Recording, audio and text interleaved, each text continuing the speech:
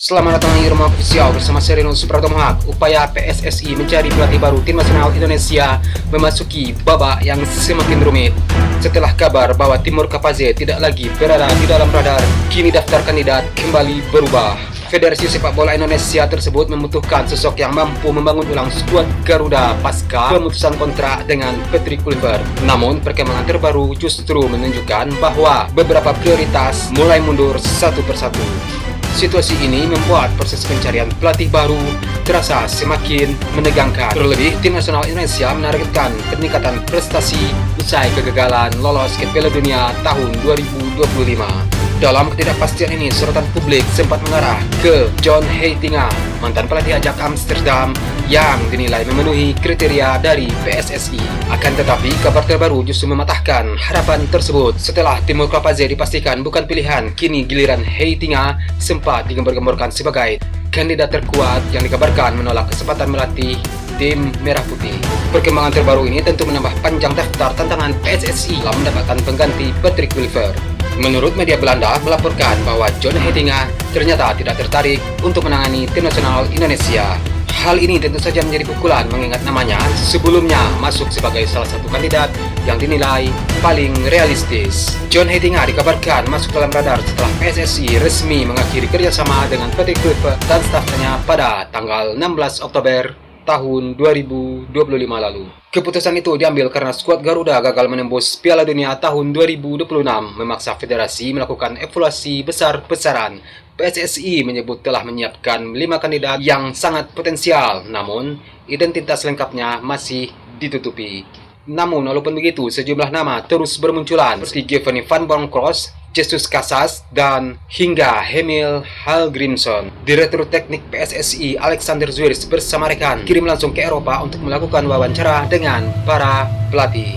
Langkah ini tentu saja menunjukkan keseriusan federasi dalam menemukan sosok yang tepat untuk melatih tim nasional Indonesia, terutama setelah beberapa nama ternama mulai memprioritaskan proyek yang lain. John Heitinga sendiri sebenarnya mempunyai rekam jejak yang mentereng. Selain pernah menangani Ajax Amsterdam, ia juga merupakan asisten Arne Slot di Liverpool pada musim 2024-2025. Namun, pelatih berusia 42 tahun itu memutuskan belum siap untuk menerima tantangan di Asia. Walaupun demikian, laporan yang sama mengisyaratkan bahwa peluang di masa depan masih terbuka.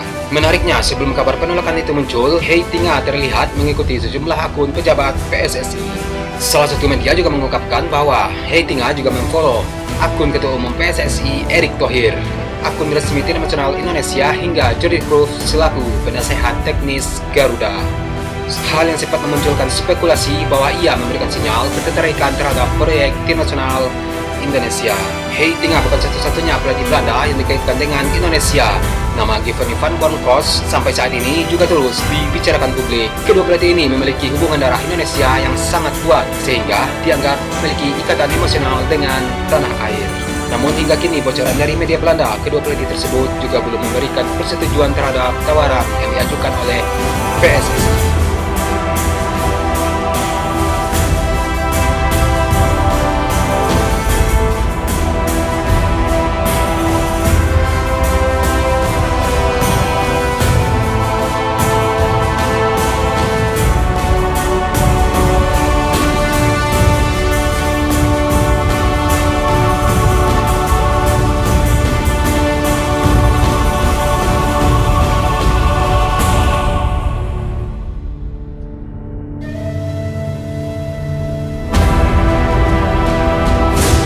Megawati Hangistri Pertiwi tampil menjadi mesin poin Timnas Voli Putri Indonesia dalam 2 pertandingan SEA Games 2025. Dalam pertandingan pertama melawan Malaysia pada Rabu 10 Desember 2025, Megawati Hangistri Pertiwi mengoleksi 8 poin. Jumlah poin tersebut disumbang Megatron hanya dalam 2 set permainan. Selanjutnya, saat menang atas Myanmar pada Kamis 11 Desember 2025, darah asal Jember tersebut mengoleksi 15 poin. Itu menjadi poin tertinggi dalam laga tersebut.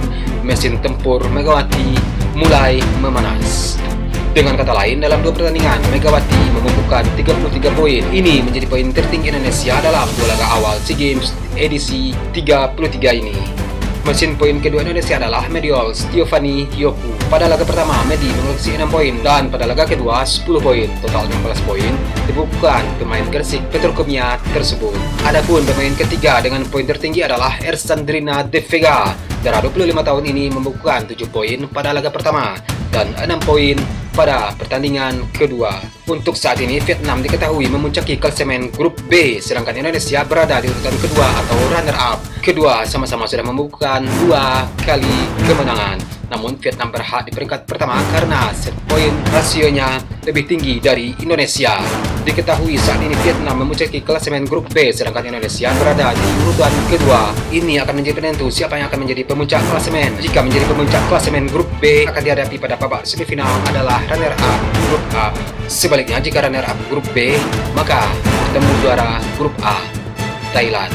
Tentu saja melawan Thailand pada babak semifinal sangat dihindari. Lebih baik di babak final atau perebutan emas.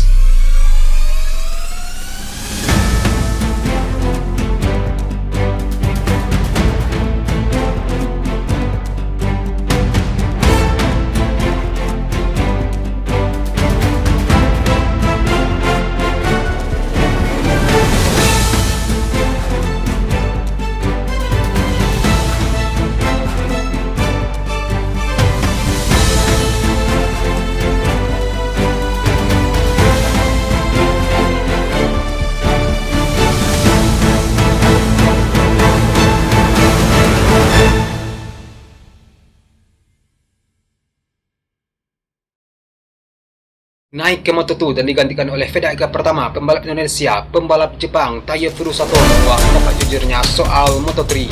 Debut pada tahun 2022, 4 tahun sudah dihabiskannya sebagai pembalap kelas Moto3. Performa ditunjukkan oleh pemuda berusia 20 tahun tersebut tidak bisa dibilang kaleng-kaleng. Pada musim 2025, Taiyo Furusato tercatat 5 kali naik podium, termasuk menjuarai seri Malaysia. Pada tahun 2026 nanti, Furusato akan memulai kisah barunya di Moto2. Masih bersama Honda Tim Asia, Taiyo Furusato digeser ke kelas Moto2 untuk menjadi tandem pembalap Indonesia Mario Aji. Sebelum naik kelas, Taiyo Furusato menguak satu pendapat jujurnya soal Moto3. Hal yang tentu saja wajib diwaspadai oleh VEDA pertama yang akan menggantikan Furusato di Moto3 tahun 2026 nanti. Taiyo Furusato mengatakan ada beberapa pembalap yang melakukan manuver dengan rasa kurang hormat. Dengan kata lain, ada beberapa pembalap yang suka bermain kotor. Terlepas dari hal tersebut, Taiyo Furusato juga membahas resep penampilan gemilangnya di Moto3 tahun 2025. Furusato menilai kemenangannya pada seri Malaysia benar-benar memberikan pengaruh yang sangat besar. Karena pada seri tersebut, Furusato rutin naik podium yakni pada 2 balapan terakhirnya. Sementara itu, saingan dari VEDA pertama, Alvaro Carpe, mengatakan bahwa level kompetisi yang sangat berat tak menyurutkan semangatnya untuk memburu gelar juara Moto3 tahun 2026. Semangat dari Alvaro Carpe kian menggebu berkat debutnya musim lalu yang sangat luar biasa. Terlebih sebagai debutan, Carpe terbilang tampil agresif dan sangat solid sepanjang tahun 2025 ini. Pembalap Red Bull KTM Ajo tersebut mencatat 5 kali naik podium. Walaupun belum sekalipun menang, dia sudah bertengger di posisi keempat dalam klasemen akhir. Hasil yang bagus itulah yang membuat Alvaro Carpe bertekad bersaing memperebutkan gelar juara. Meski sadar bahwa Moto3 2026 takkan mudah untuk dimenangi. Sebagai tambahan informasi, pembalap Indonesia VEDA Pratama juga akan debut pada musim 2026 nanti di Moto3.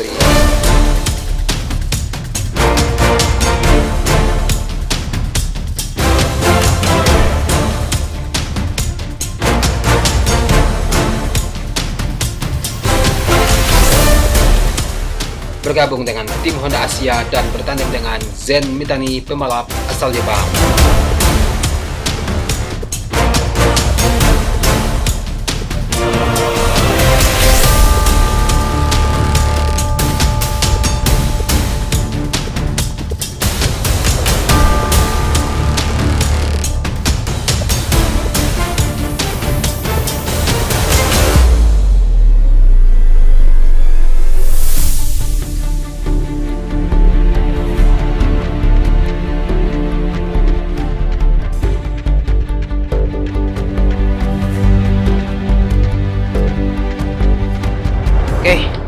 Timnas Megawati sama Alvaro Carpe, saingan dari Vedaga Pratama ya. Itulah top 3 berita olahraga hari ini versi Ermohak official ya. Oke, sekian video hari ini. Akhir kata, Serionus Pratama Hak, salam sayang untuk orang samping Anda. Sampai jumpa di video selanjutnya. Peace.